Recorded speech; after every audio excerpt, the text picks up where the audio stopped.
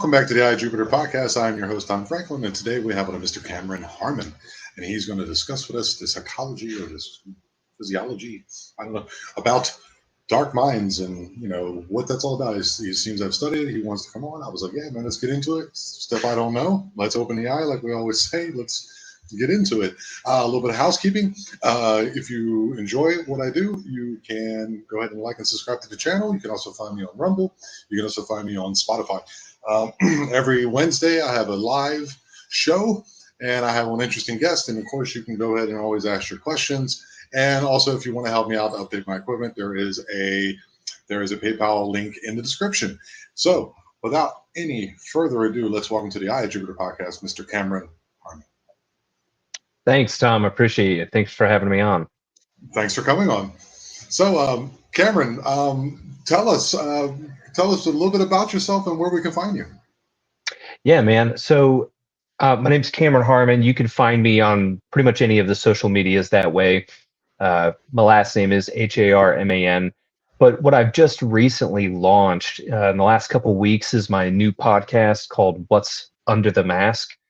The podcast is inspired by the book that I'm writing right now, which we'll discuss, which is about dark personalities like serial killers, con artists, and cult leaders. Interesting. That's very interesting. And where can we find you? Do you have any any social media or something like that? Yeah, if you go to Instagram or X, formerly known as Twitter, you just type in my name, Cameron Harmon, Harman. You'll find me there. My links, everything will show me, and it'll have my link to my podcast, What's Under the Mask. Okay, cool.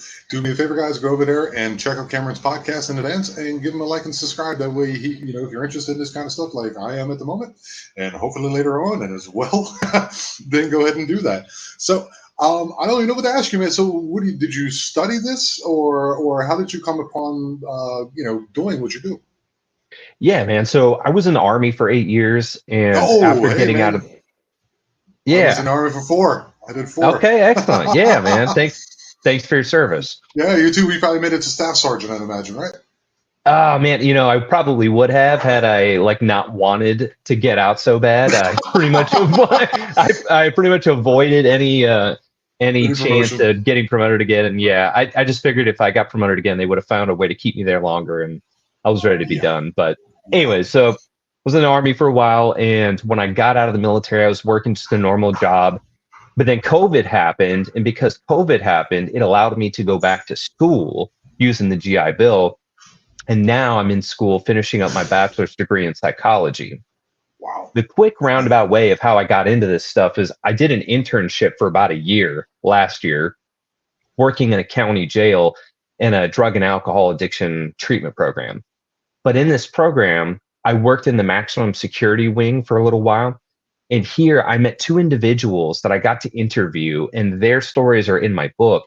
But meeting these individuals has really got me started into the criminal psychology field of psychology. Okay, wow. So, so is there a specific instance or a specific time or period of time in which you just found yourself to be extremely interested in it? Was it, of course, you don't name names and all that, but was there an individual in particular that told you something, or because everything's in confidence, of course, that was like, I got to look into this. This is more than I ever thought.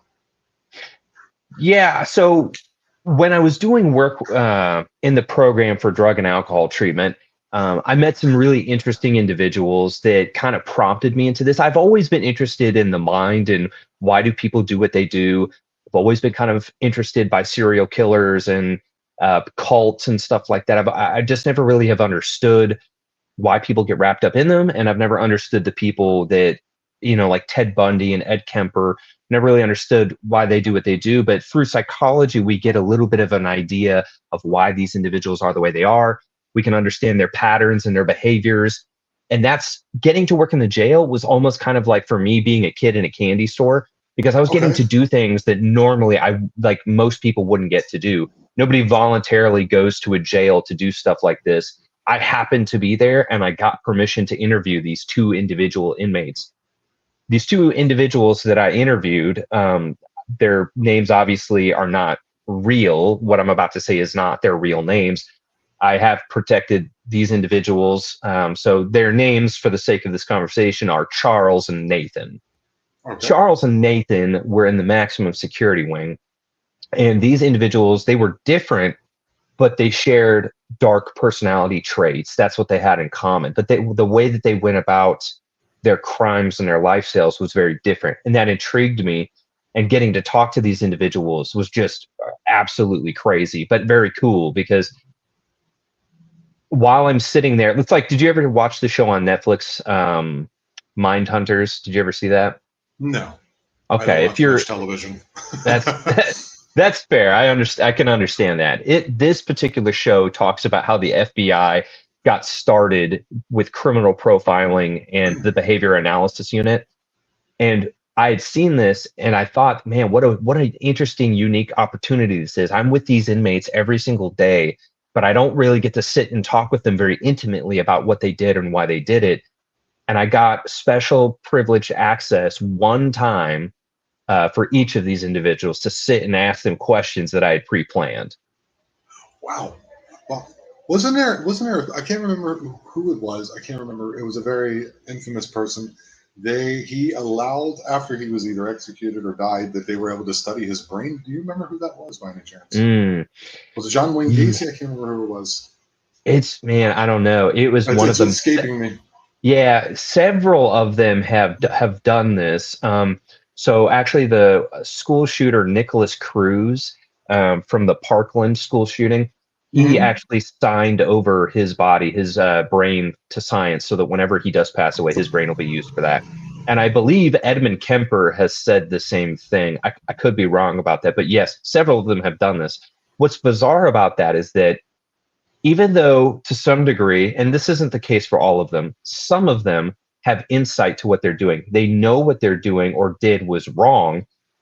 They just don't care, or they don't have the ability to register it. You know what I mean? Like you and I Okay, wouldn't yeah. just go butcher somebody in the street, but they did. And even though they're saying I'm sorry about it now, you have to kind of take it with a grain of salt, because I don't think they have the ability to actually be sorry, because I don't think they have that emotion. What is I don't know how much you've studied it, but what is different about them in comparison, say, to the majority of the population? What is distinct attributes that a person with a dark personality would have? Yeah, certainly. So the characteristics, and again, when we're talking about dark personality traits, there's four of them: Machiavellianism, psychopathy, narcissism, and sadism. These characteristics you're going to find in individuals that you would probably identify as a psychopath. In psychology, we don't really call people psychopaths. Psychopath is not a diagnosis. The closest thing we could get to a diagnosis like that is something called antisocial personality disorder. Now, the reason Okay. why that's an important distinction is that because there are people who could be labeled a psychopath, but they're not violent offenders. They're not people. That's why we don't have that distinguish, like as a diagnosis, we don't have it, because somebody who might be like a Air Force experimental test pilot, they might, if there was any type of like well, there is, it's called the psychopathy checklist. If they were to take the psychopathy checklist, they probably would score very high on it. Here's why. Psychopathy, being a psychopath, is characterized by basically having a lack of empathy, a lack of remorse, not wanting to follow the law, like not only just not wanting to follow the law, but just having no regard for it whatsoever. Like you're Wow. above the law. Most of the time, people like this, they don't see people as people, they see them as objects for them to control and manipulate, which is Wow. why it's hard to kind of like diagnose somebody like this. Now, like I said, what we do have is antisocial personality disorder. A personality disorder is a rigid set of behaviors and patterns that are basically going to happen throughout their entire life. Personality disorders are a little bit different than every other type of mental health diagnosis, because it's your personality. And often they don't get treatment because they don't know something is wrong. Because it would be like me telling you, Tom, there's something wrong with your personality. You need to go to a mental health professional to get evaluated because there's something wrong with you. That wouldn't Right. seem right, because you've been Tom your whole life. You don't know there's something wrong with you. Oh, wow. Right. So That's very interesting. Yeah, so that's a personality disorder. Now, typically, there's two kind of like running main theories about being a psychopath or psychopathy. And one is that being a psychopath is really a part of a personality disorder. And that is kind of what we just talked about. Or it might be a problem with their personality features. So, and this is hard to distinguish because how do you really determine somebody's personality, and how can you break that down enough to create a diagnosis from it? It's hard. That's why personality disorders in general are kind of a complicated matter. But then the other theory is a neurological theory.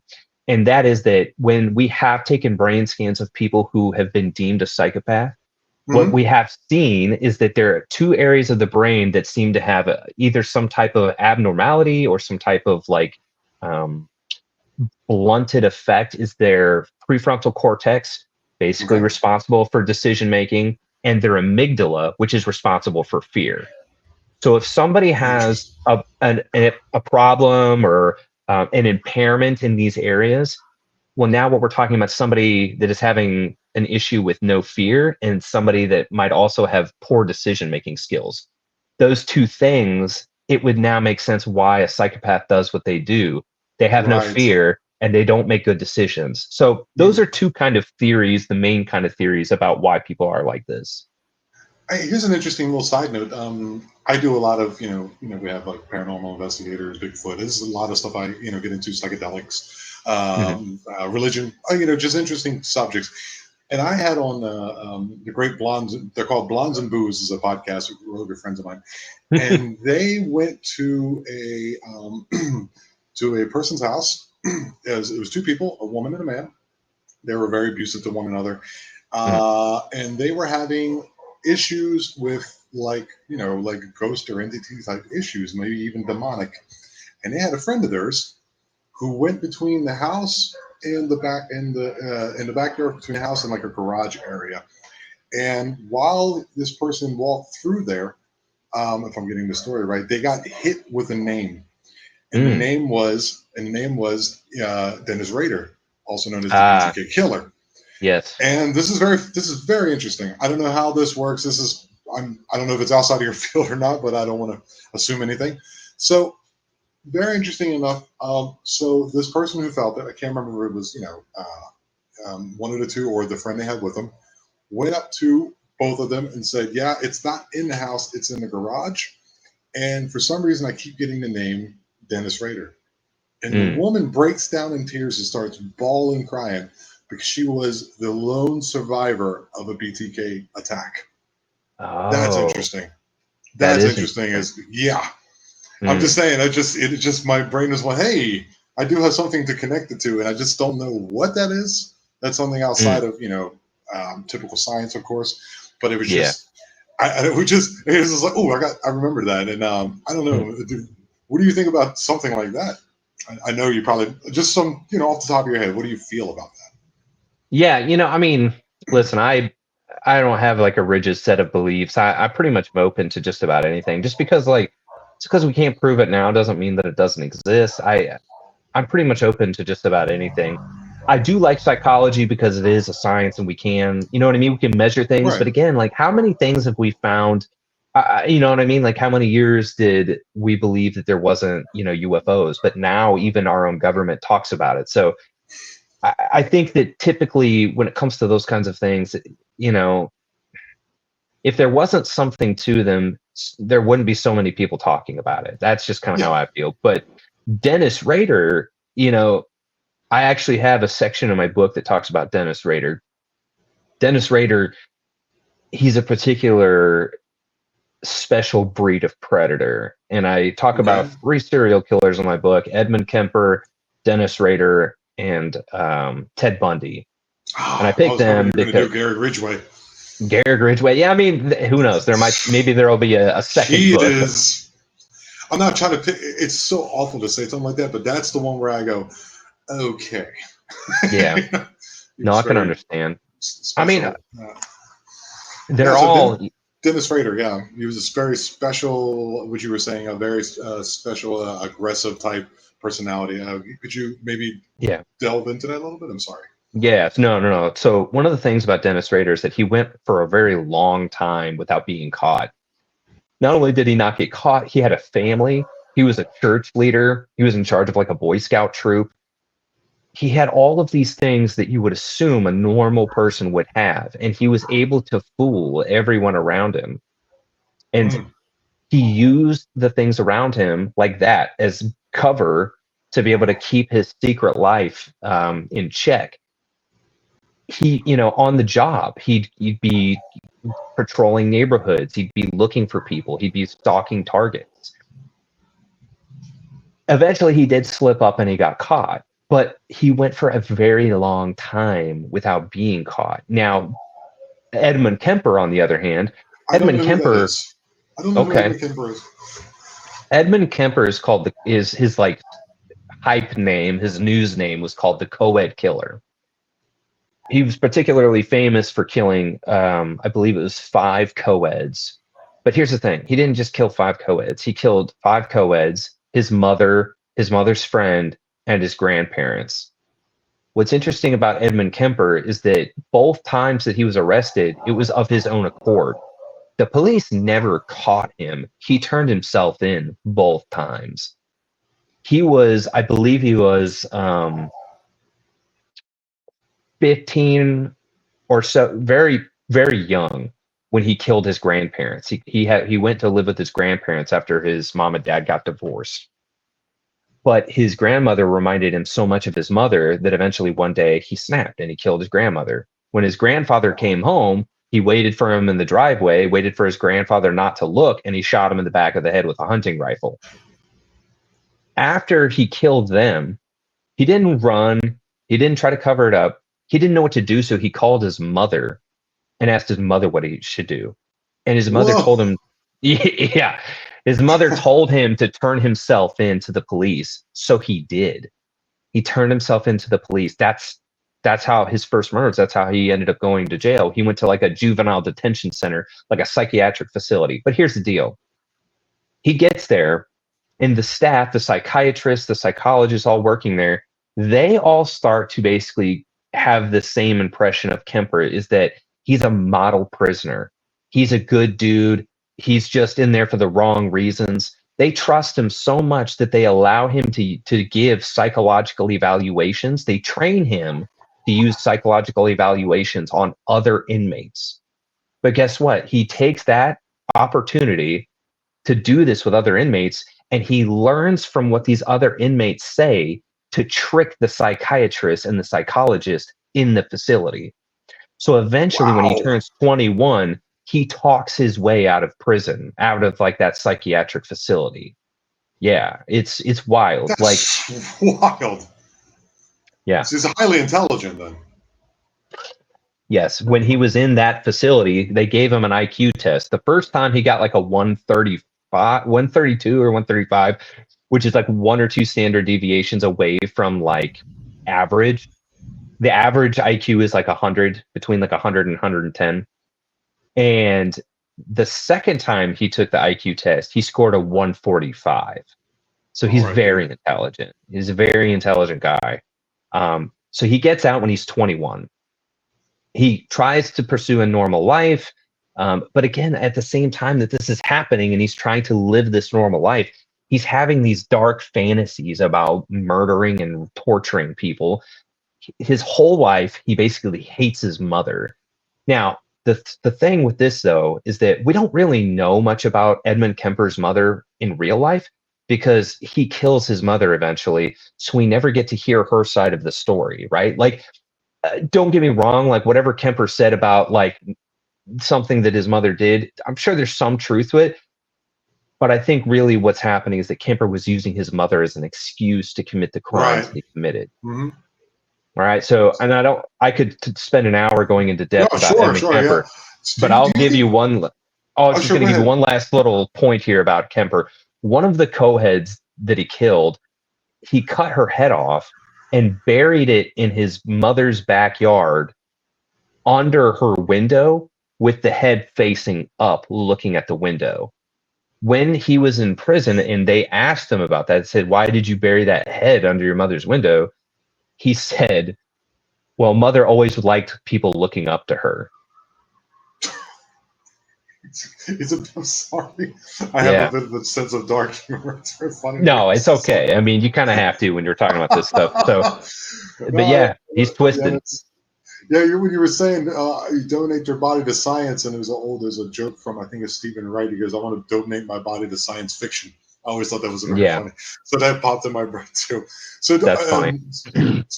Cameron, are these people born with these personality traits, or are they, or is it somehow, is there nature or nurture? I guess is the way they say it. Hmm. That's a great question. And the answer is we don't really know. Um, Wow. it's possible that it's both, but we just don't know because you have example like let's talk about Dennis Rader again, right? The BTK killer. By all accounts, and everyone that's ever been interviewed about him, he seemed to have a completely normal childhood. He was raised up in a religious family. It seems, I mean, it didn't seem like there's any abuse. At least there's none reported, right? There's always the element that you might not be getting the whole story, which is pretty routine with people like this. So it's hard to know for sure. But even from his parents, family, friends, everybody around seems to suggest that he had a very normal childhood and that at some point he starts harboring these dark fantasies.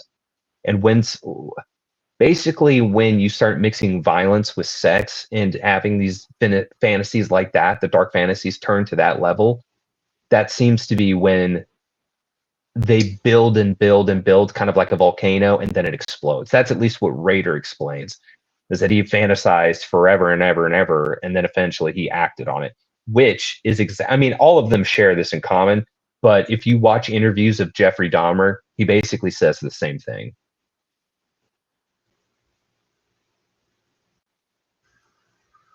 Yeah, sorry, having a little bit of technical issues. So if one of it gets bumped off here, just re-click on the link, and then we'll come right back in. Okay.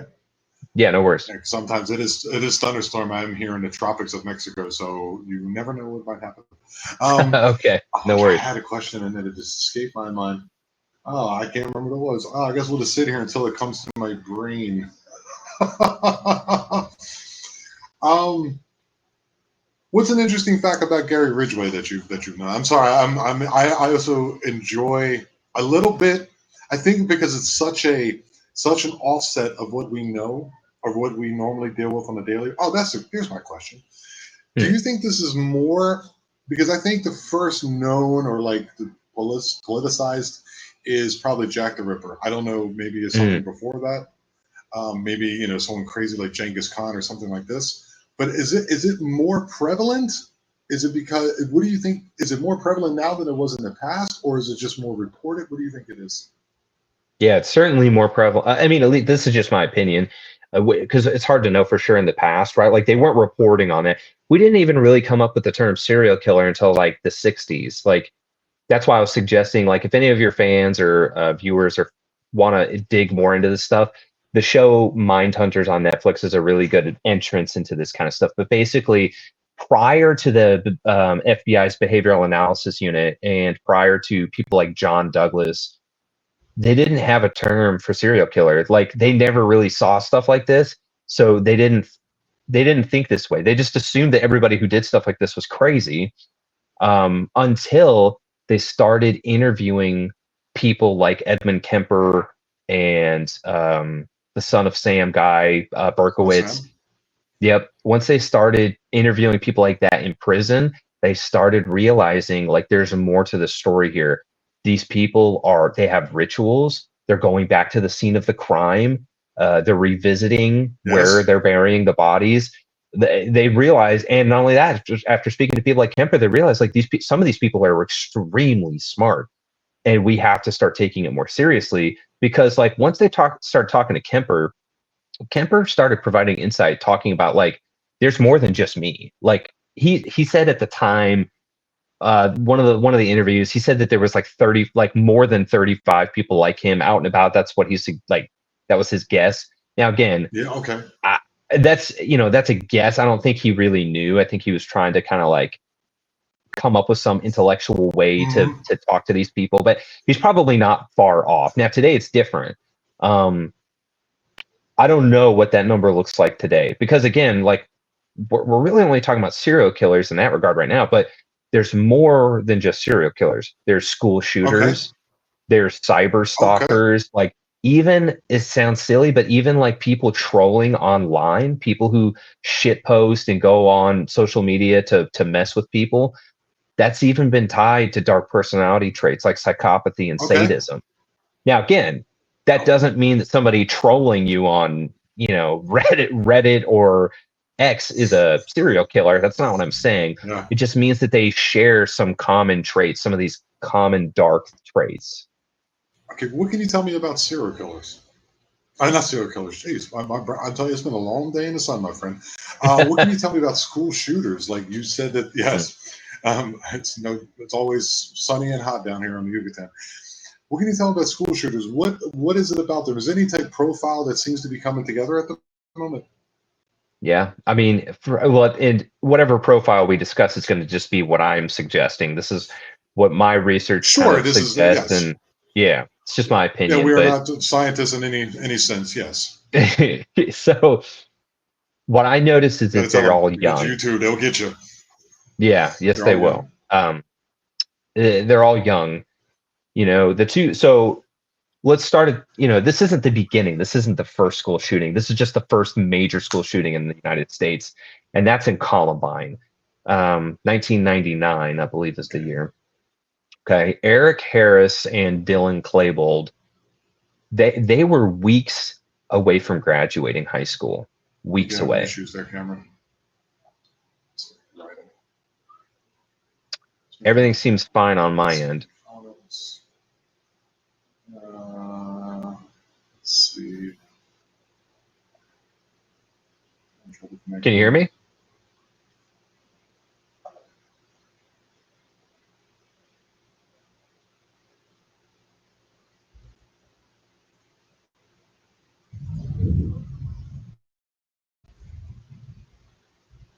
Let's see. Private chat. You there?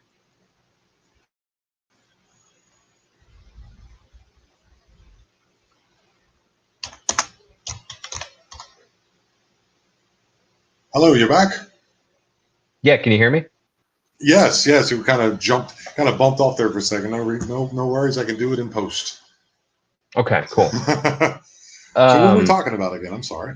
we were talking about school shooters. Oh, he's gone again. Hmm.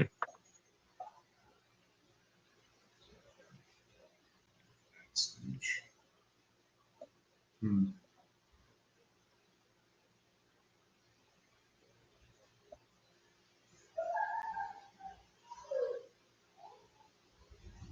Okay. I don't know if that's on my end or your end. I can hear Yeah, I and see mean, you just fine. Yeah, but I can't hear and see you. okay. I Hmm. can hear you now. I can see you now.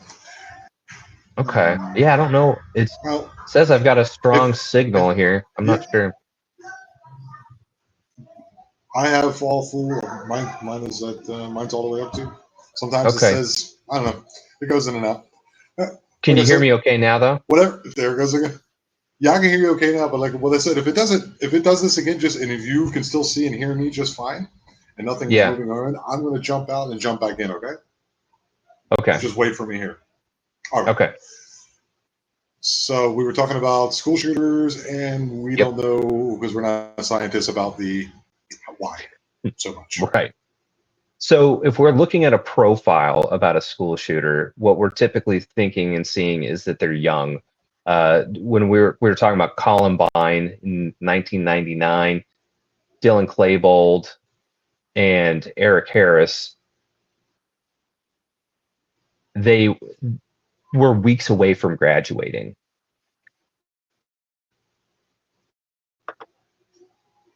Okay. Yeah, I mean, so like that's a pretty astonishing thing that they attacked their school and killed their classmates just weeks away from graduation, which again makes you kind of wonder. And here's the thing, they had plans. So Dylan had plans to go to college and Eric wanted to join the military. Now, here's the thing. I don't know if they were being honest about their plans or if it was a cover because they both had planned the shooting at Columbine a year in advance. They bought weapons, bought ammo. They even went to train with these Wow. weapons. Yeah. So, and that's a long time to keep it a secret. But in the meantime, in that year before they attacked the school, they made journal entries. Eric Harris, his journal was called the Book of God. If that tells you anything about what he believed about himself, he called his personal journal the Book of God. Um, and they made videos, like these shorthand videos of them kind of like acting out what they wanted to do at the school. But people that saw this stuff didn't really Mhm. understand what they were looking at. They thought that these two were just being kind of creative. And a lot of this stuff wasn't really discovered until after the fact. So fast forward to the Yeah. actual day of the attack. Like, this kind of thing hasn't happened in America at this point. So when their original plan was to put two massive bombs inside the school and wait for those to blow up, and then they were going to shoot their classmates, whoever survived running out of the school, they were going to kill as many as they could as they ran out. But those bombs didn't go off, thank God. But because those bombs didn't go off, they decided to go inside the school and do what they came there to do. Now, Yes. the majority of the murders that they committed happened in the library. And the survivors of that shooting inside the library, they reported that they were killing these students at point blank range for the most part, laughing about it, asking people if they believed in God. And when they said, whatever they said, somebody said, I believe somebody once said, yeah, like, I do believe in Yes. God. And Dylan Yes. Klebold Yeah. said, why? God is gay, like, just, they had a Or go join visceral, him. I think one was like, go join him now, or join him now. And yeah, I've heard these. I've yeah, heard of these horrific accounts. yeah. Yes. Eric Harris shot one of his classmates, a girl named, I believe her name was Lacey or Casey. I think it was Casey. He shot her in the shoulder with a shotgun at point blank range. And when she moaned from pain, Eric told her to quit bitching. So, of course, what they did is the terrible part. But I'm focusing primarily on their behavior itself. Mhm. Laughing at their classmates being murdered, shoot, like, what would it take for you to shoot somebody at point blank range and laugh about it, right? That takes a Well, very someone had to do twisted, something like that to me first. That's probably what it right, would be. It was someone exactly. harming my family, but that's about it. That's about it. I don't even think I'd be Yeah, laughing. That's for sure. So, certainly, wow. right. It's not, yeah. So, I'm not saying I'm going to hurt anybody. I'm just saying, yeah, right, hypothetically right. speaking. Correct. Yes, correct. But for them, like, and again, they're so young, like, when we're talking about people like Edmund Kemper and Ted Bundy, they were older, like, they were in their late 20s to early 30s. What makes somebody so young, 17, 18 years old, have so much hate? Now, here's where I think it matters. Eric Harris, by all accounts, was a psychopath. The FBI deemed Okay. it afterwards. People who've assessed him after the fact, he had all the hallmarks of it. He was violent. He was a liar, a compulsive liar. He said in his journal, and said to other people, that he could lie to anybody. He could make anybody believe anything. Wow. These kinds of things, like lying, not feeling guilt, not feeling remorse, the violent tendencies. These are hallmarks of psychopathy. Dylan Klebold, though, I don't think he was a psychopath. I think he was a depressed young man and was very lost. And I think his friend Eric Harris guided him down the pathway, if you will, to Yes, kind of being that this can happen. person. So I don't think, and this is just, again, my opinion, I don't think Dylan Klebold was actually a psychopath.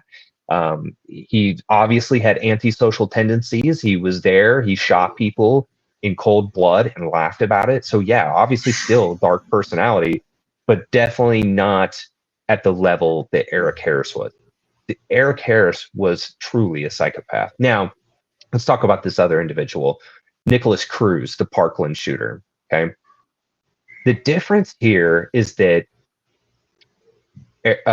Nicholas Cruz is alive. He's in prison now. So people are being able to interview him and talk to him and ask him questions about what he did, versus the two people from Columbine, Eric and Dylan. They didn't survive. They killed themselves at the end. So we don't get to ask them questions. We don't get to know what was going on in their lives prior to this. But we Okay. can talk to Nicholas Cruz. Here's what's interesting about Nicholas Cruz. In his time, during his crime, in 4 minutes, he killed 17 people and wounded 17 more. In 4 minutes. It's a very quick amount of time to commit that much violence. He, just like the Columbine shooters, made journal, like not necessarily journal entries, but more like posts on social media. There was a comment that he made, I think it was on YouTube. He made a comment on a video that said, "I'm going to be a professional school shooter." And originally, when he was asked about it, he denied that that was him. But I believe they ended up tracing that comment back to him, and it did come from him. Okay. He made two, he is, and there could be more, but there's 2 videos. If you want, you can go on YouTube and watch this. But there are 2 videos that they showed in court where he basically announced what he was going to do prior to the incident, right? So why is that important? That's showing motive. That's showing intent. That's not somebody who is just, exactly. This is not somebody who, because not everybody that kills is doing it because they're psychotic or psychopathic, right? Like as you had mentioned before, right? Self-defense. That does not mean that you're a dark personality. It does not even mean that you wanted to kill anybody. But somebody like Nicholas Cruz, based on the evidence, he wanted to kill those people. He made a plan, just like the other 2, just like the Columbine shooters. He bought weapons. He had ammo. He knew where he was going. And then he made videos announcing he was going to do it. And he talked about, like, this is the day of judgment. All these kids are going to run and scream, and they're going to be afraid of me, right? It's in these videos, it's the same general tone. People are going to know who I am. People are going to be afraid of me. Were these kids bullied at all? I mean, was there like an excessive amount of like, razzing of these young men? So in the case of Dylan Klebold and Eric Harris, the Columbine shooters, that's what people suggest. Their classmates said it. People have written books talking about it. But again, I don't. Dylan Klebold, that may have been what pushed him over the edge. Years of bullying, because I doubt it would have just been a couple instances. It would have been years of abuse. But Eric Harris, I think he used that as an excuse. I think he said and talked about bullies and whatever. Okay. But kind of like how Edmund Kemper blamed his mother for his crimes, it's rationalization and justification, right? Even for people as dark and twisted as this, there still has to be an excuse or reason. Even if they don't know what it is, they're going to make one, right? So again, like, okay. I believe Edmund Kemper, when he says that the reason he did what he did is because of his mother, I believe he believes that, but I don't think that's really why he did it. That's what he's using as an excuse, and I think in his mind, that is the reason. Nicholas Cruz said that he had a demonic voice in his head telling him what to do.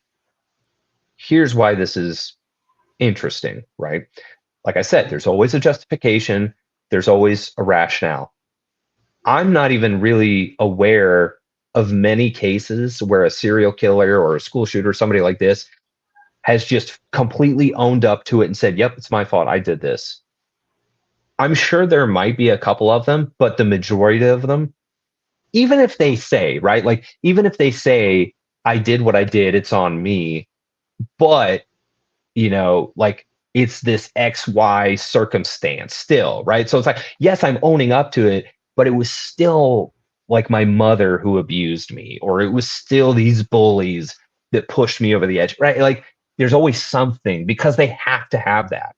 And that's a deeper discussion. But Nicholas Cruz blamed a demonic voice in his head. You can go on YouTube now and you can watch the 3-hour-long interrogation of Nicholas Cruz. In the interrogation, the arresting officer, well, I don't know if he was the arresting officer, there's a detective that comes in to ask him questions about the crimes and just basic questions about him or whatever. Mm-hmm. Yeah. The detective talks to him about the voice in his head, this demonic voice, and the detective's not buying it. And if you watch carefully, every time the detective pushes Cruz about this demonic voice, either by saying, I don't think it exists, or saying, like, the voice in your head is you. It's not anybody else. You did these things. Cruz gets defensive. He starts rubbing his hands over his head. He starts recoiling. When the Body language. detective is not, yes, when the detective's not buying the story, Cruz asks to speak to a psychologist. He's just now getting arrested. What's a psychologist going to do for him right now? The obvious I answer don't is he wants people to believe he's crazy because he wants an excuse for what he did, because he wants a lesser sentence. He wants to be able to make this as least painful for him as possible. Yeah, what do you make of? I mean, I don't know if it's true or not. Of course, I don't know. I've heard, I am into conspiracy, of course, because there's been things happening, especially which has happened on Saturday, which was for those that's what happened with presidential candidate Trump, and how can someone get 150 yards when it's the Secret Service there. I mean, you and I being former military, we know that you have to secure the perimeter. We know Right. this. This is what you do. You learn this. So I'm a bit of a conspiracy theorist. I'm just the way it is. The world seems to be playing out in this particular direction, and I'm picking up the clues and setting them down as they come. I've heard, and I'm sure you know more about this because I don't look into it. Because to be honest with you, it's the psychiatry or the psychology of someone this. It makes me feel really uncomfortable inside. So it's Mm, not that I'm avoiding it, but I just don't want to have to. I guess I'm avoiding it. That's a good best way. I just don't need to think about that. I got a yeah. daughter. I got sunshine. I got life to live. Um, I've heard that a lot of these can be possibly connected to SSRIs. Do you have anything to say to that? Of the over medication, or the over, how would you say, giving too much medication to certain individuals because of possibly, who knows, that's another rabbit hole, societal situations that we are now presented with TikTok every 3 seconds you're scrolling through, or all the TV or all the video games, which I always try to blame, which I'm sure has a little part in it. But I personally think it's more like, lack of rite of passage, um, hard work, discipline, things that you and I both know a lot about. But what do you think? What do you say to this whole possibly SSRI idea that I'm proposing? Yeah. We would have I would want to see studies on this because and this is to your point, we're not going to see studies on this kind of thing, right? Because if there was ever proven that a site like medications like this were making people more violent or had the propensity to violence, right? What would happen? People would be getting sued and these companies would lose money. Right. So I never will think be in the open. right. Now, I think all types of drugs can influence this, right? And it's no surprise that the majority of the people I worked with in the jail um, were using various types of drugs, right? And it's not uncommon for people like this to have a comorbidity, basically meaning more than one diagnosis with a substance use disorder. Okay. I I think that it's and again, maybe it's from too much of because okay, so here's what we do know about SSRIs. It's a They tricky. can, yeah, yes. Well, here's what we do know. They can make symptoms worse. They can. Now, Yes. not every time, not every case, but it can. And if somebody was already unstable in that way and they were already more in line with a dark personality type, then yeah, I Right. could I wouldn't be Right. surprised, right? If it and again, It's I'm I know trying. it's. I know. I know. I'm not trying to throw you under the bus. No, no, you're I'm good. No, just you're good. I'm somebody just who's trying to make studying it sure. at the moment, and Yeah, right. Yeah. I want to We're just make sure definitely I'm trying doing to my dot our I's justice. and cross our T's. Yeah, Yes, yeah, because and I I've think there's heard a this. yeah. I mean, you're not wrong. I mean, it's like MK Ultra, right? You want to be, you're Oof, talking about conspiracies and stuff like that, right? Like, what are they doing in MK Ultra? That's not conspiracy. That's real. That is a hard fact that yes, that that happens. was happening, right? They were using drugs Yes. like LSD to see what it would do to people, right? So Yeah. that kind of thing really What did happened to? happen. That really What does happened happen. to? What happened to the Unabomber? I think he was a part of it. I think he was one of the victims of MK Ultra or something. Yeah, you know what I'm saying? And like he turned into Yeah. whatever he was, and then he ended up getting a new psychological profile, the lone wolf. Didn't exist before him. You know, it's Right. just like you start tinkering with the mind for whatever reason. Because I also heard, I don't know if this is true. Once again, I am not a doctor, that they really don't know how SSRs really work. It's kind of like, because my friend, who's, as well as myself, have been through depression and anxiety, and I remember Yeah. being on them and not liking them at all. And I go, I am not myself. This is not right. I'd rather deal with it here and try to meditate, diet, exercise before taking some type of drug that messes with my mind. And he was telling me that he went through basically all of them except for the last one that basically helped him, where like he was hearing music a half tone down. He's a musician. He's like, what is wrong with this song? And then every song was that way. So then he went into a music like program, bumped it up a half, and everything was perfectly fine.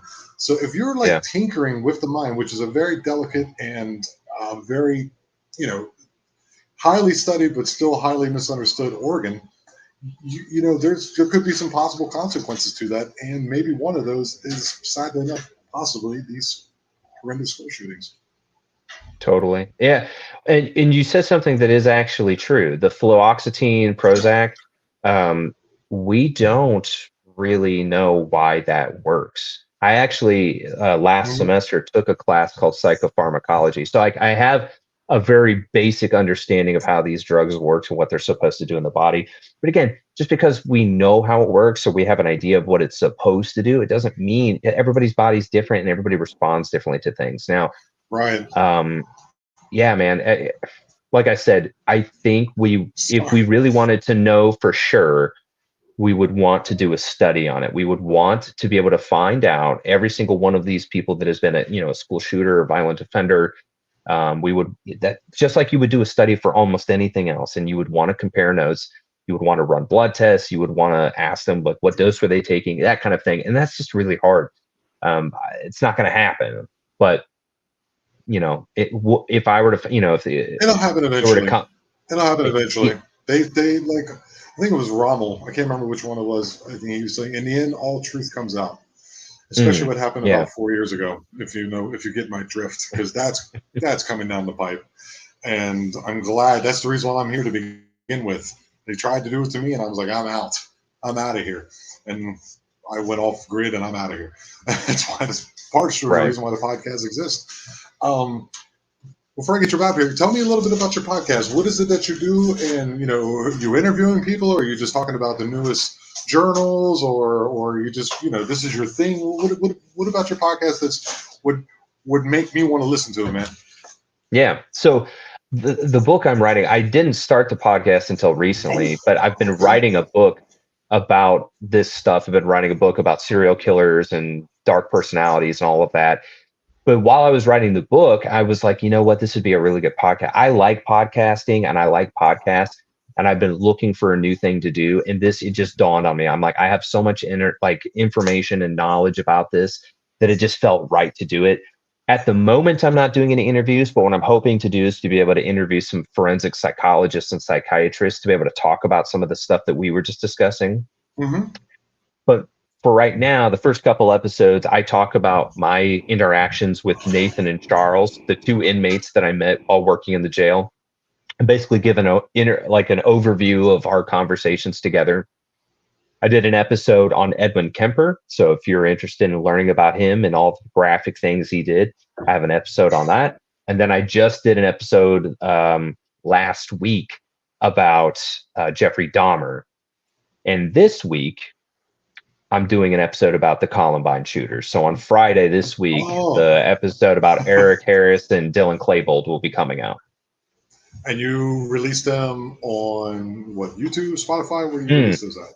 Yeah, so every week on Friday I release basically anywhere you can listen to podcasts. I don't do a YouTube channel yet. Everything I do is audio, but if you go to Spotify or Apple Podcasts or iHeartRadio or Amazon Music, wherever you listen to your podcast, you can find it, and it's called What's Under the Mask.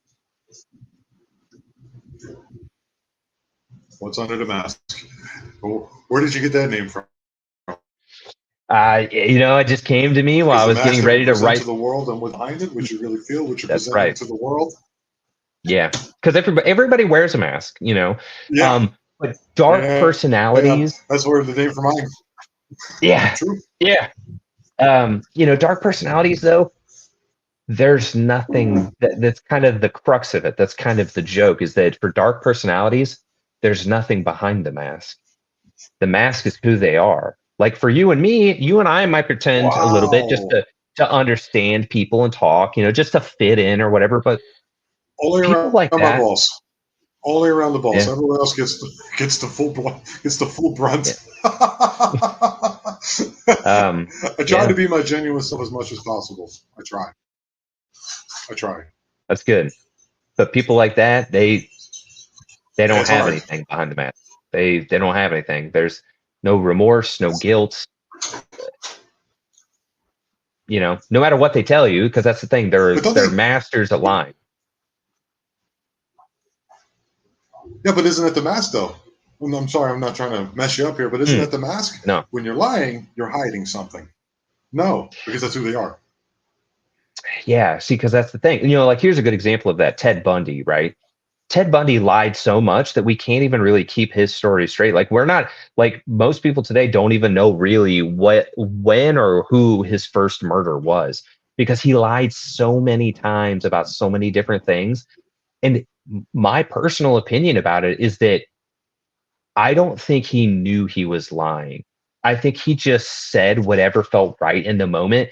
And maybe he lied at some points, but like he was lying so much, like he couldn't even keep track of all the lying he was doing. It was a moment to moment basis. Welcome to Mexico, man. The thunderstorms and dogs barking.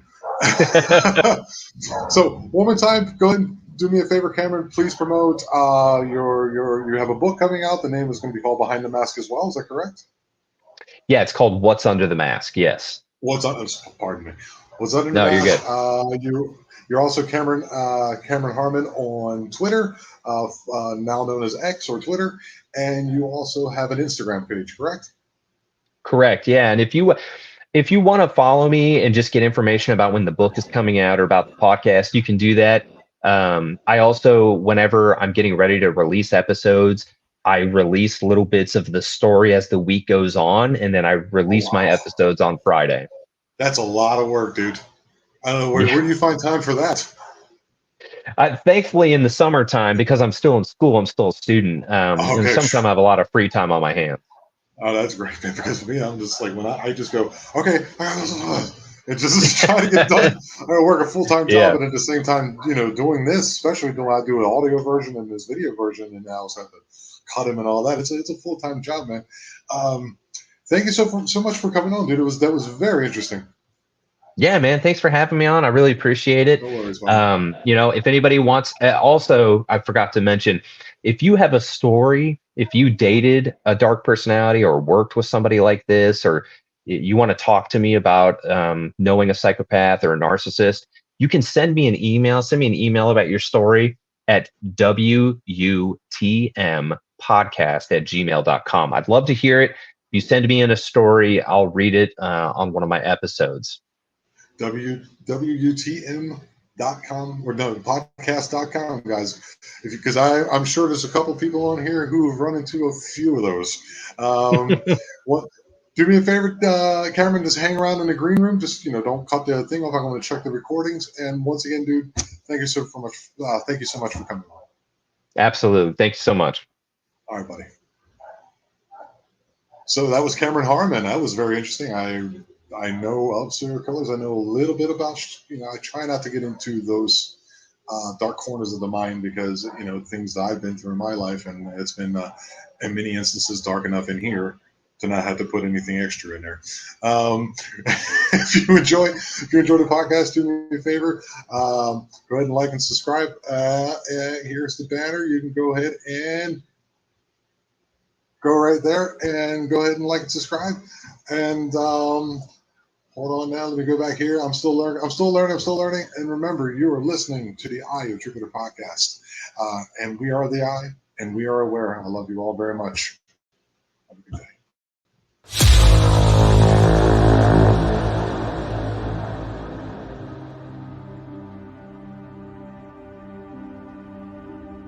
You have been listening to the Eye of Jupiter podcast. Remember, if you have any strange occurrences or stories or anything you'd like to share, please drop me an email at theeyejupiterpodcast@gmail.com and you'll be on the show. And remember, we are the Eye and we are aware. Thank you.